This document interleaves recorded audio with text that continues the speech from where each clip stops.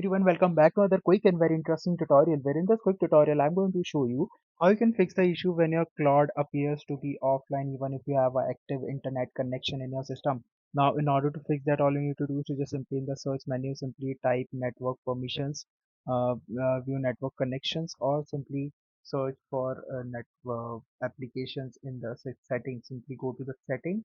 Inside the settings you need to locate the applications. Here in the apps, go to installed apps, and in here you need to find the claude in here, and then click on advanced option and make sure that the internet permission is given to claude. And if it's not, just simply repair and reset the claude from here.